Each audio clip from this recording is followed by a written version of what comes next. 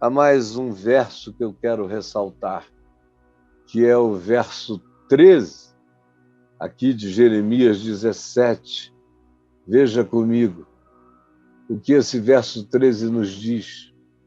Nos diz que separados de Deus é trágica a nossa vida, ela é apagada e perde o significado. Separada de Deus, afastados de Deus por escolha, por deliberação, a nossa existência fica assim, apagada e perde completamente o significado. Agora eu quero que você compare as duas vezes nesse texto de Jeremias 17, em que escrito, ou escritura, ou está escrito, aparece. A primeira é no verso inicial, que eu já falei sobre ele rapidamente, quando diz que o pecado de Judá está escrito com ponteiro de ferro, com diamante pontiagudo gravado nas tábuas do seu coração e nas pontas dos seus altares, ou seja, nos cultos deles, tudo está maculado.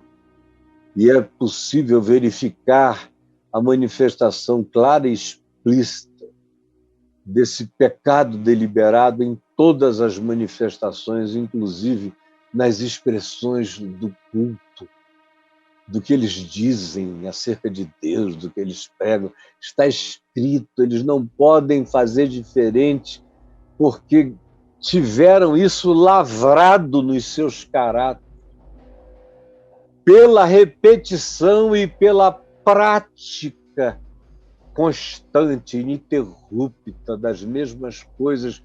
Chega um tempo em que o caráter vira uma tábua de pedra com a lavratura do seu próprio pecado, feita de maneira inapagável.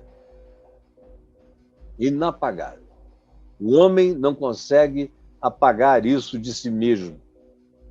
Está escrito e pronto. E quando se insiste nisso, esse é um caminho sem volta. A menos que se tenha um coração quebrantado e arrependido. Do contrário, é um caminho sem volta. Agora, aqui no verso 13, você lê o seguinte: ó Senhor, esperança de Israel, minha esperança, todos aqueles que te deixam serão envergonhados. O nome dos que se apartam, e aqui quando se diz dos que te deixam, é de Deus mesmo. Não tem nada a ver com deixar uma congregação, deixar o ministério do pastor tal, do sacerdote tal, deixar esta religião, aquela religião. Não, isso tudo é criação dos homens. Religião é clube, é torcida organizada. E é torcida na Copa do Mundo religiosa. Cada um torce pelo time do seu país, da sua área do mundo onde vive. É só isso. Não tem nada a ver com Deus. É fenômeno de congregação, de definição patriótica, nacionalista, cultural, é das crenças que se transformam em dogmas, que são feitas sagradas, mas é só isso, é só um fenômeno de natureza socioantropológico, psicológico, é só isso. E não é disso que eu estou falando, eu estou falando de deixar a Deus. A palavra de Deus, a consciência de Deus, a certeza da revelação de Deus. É disso que eu falo, é disso que se está falando. Desses que deixam a Deus serão envergonhados. O nome dos que se apartam de mim, diz o Senhor, os nomes deles serão escritos no chão. Veja só, o pecado deles está escrito com uma lavratura de diamante na tábua de pedra do coração. Mas o nome deles diante de Deus é apagado como uma escritura no chão. Aí tem um lado positivo dessa imagem da escritura no chão. Está em João 8, que é quando uma mulher apanhada em adultério é colocada diante de Jesus e, hipocritamente, os religiosos perguntam o que se deveria fazer a ela, o que Jesus diria e dizia. E eles ainda transferem culpa para Moisés, dizendo: Moisés nos ordenou que tais mulheres sejam apedrejadas, embora eles é que quisessem jogar a pedra. O que tu dizes? E Jesus não ofereceu o mandamento do Monte Sinai, mas ofereceu o mandamento da palavra do Evangelho, do monte das bem-aventuranças, da palavra do perdão e da misericórdia. E diz: quem dentre vós estiver sem pecado, seja o primeiro que lhe atire pedra. E antes de eles chegarem, se diz que Jesus estava escrevendo no chão. Jesus ergue-se, diz o que disse: quem dentre vós estiver sem pecado, seja o primeiro a lhe atirar pedra. E diz: e voltando-se, passou outra vez a escrever no chão. Escrever no chão. Só Deus sabe o que ele estava escrevendo no chão. Mas o que quer que se escreva no chão é apagável. Quem quer que escreva algo no chão não está com a intenção de que aquilo permaneça. E ali Jesus estava pegando o contraste aqui de Jeremias 17, porque os religiosos queriam lavrar o pecado daquela mulher com ferro pontiagudo e com ponta de diamante na porta da cidade e fazer um altar de pedras cobrindo-a. Contrasta isso escrevendo no chão. Quem sabe alguns deles puderam ler, mas eu não estou aqui para especular, exceto para dizer que o que quer que tenha sido, que Jesus tenha escrito, não era para ficar. Era para ser apagado, porque o passar dos pés apagaria, assim como o passar da vida apagaria todo o pecado daquela mulher, assim como ele apagou o pecado daquela mulher, quando perguntou a ela: escuta, mulher, aonde estão aqueles teus acusadores? Foi todo mundo embora? E ela disse: sim, Senhor. Ninguém te condenou? E ela disse: não, Senhor. E Jesus disse: nem eu tampouco te condeno. Eu apago o que eles estavam querendo lavrar com ferro pontiagudo e com na porta da cidade, com diamante. Eu apago, como quem apaga escritas do chão. Esse é o lado positivo. O meu pecado é apagado por Jesus, como quem apaga uma escrita no chão. Mesmo que os homens tenham lavrado isso na porta da cidade, Jesus apaga. No entanto, preste atenção. Aqueles que se apartam do Senhor, o que se diz aqui, é que os seus nomes são apagados da memória eterna, como se apaga um nome escrito no chão. É gente que insiste, que insiste, que insiste, e que vai tendo o seu próprio pecado lavrado no seu coração de um lado. De outro lado, essas mesmas pessoas não sabem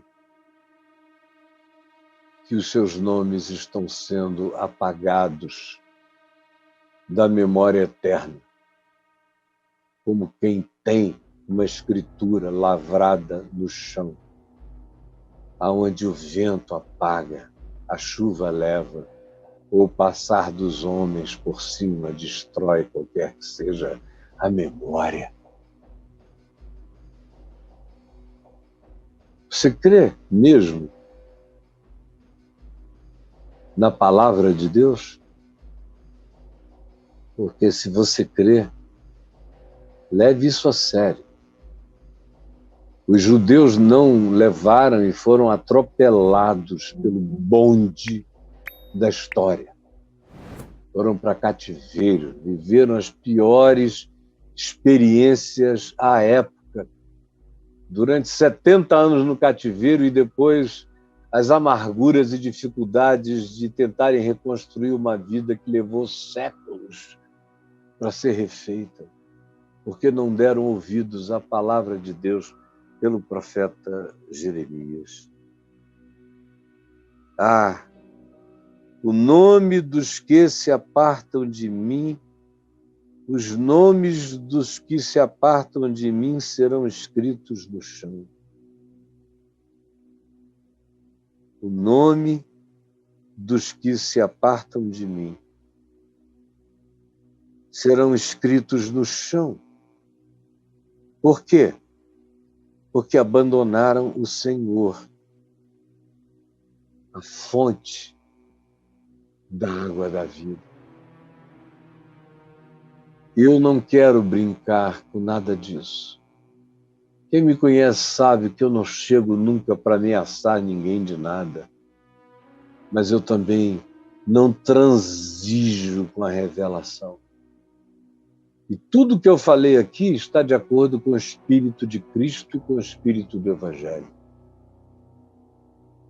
Foi Jesus que disse e repetiu o que João Batista tinha dito. Raça de víboras, a natureza de vocês se transformou numa coisa peçonhenta, irreconhecível, hipócritas, mascarados, mentirosos, duros de coração.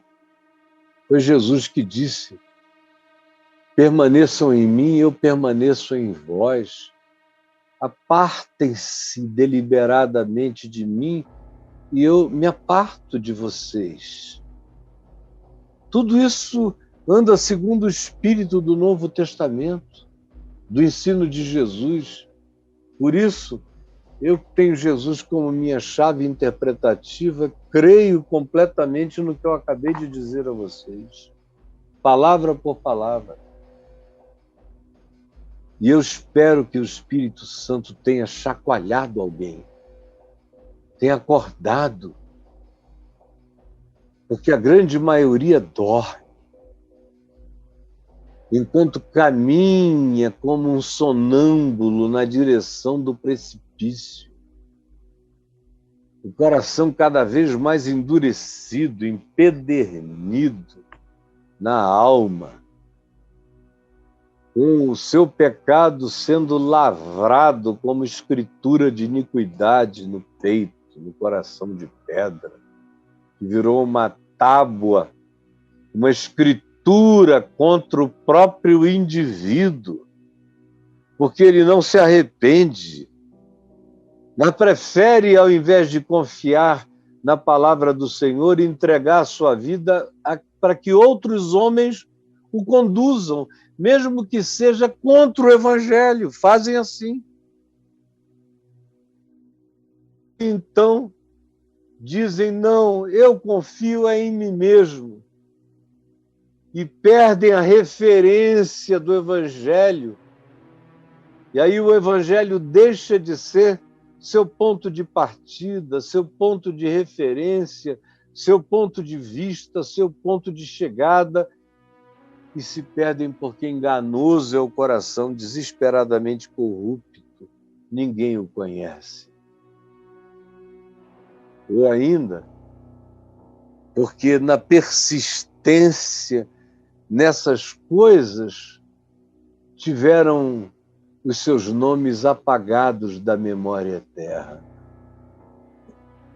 É o que dá em cultuar um coração de pedra, achando que não há consequências. As consequências estão postas. E quem tiver ouvidos para ouvir, ouça.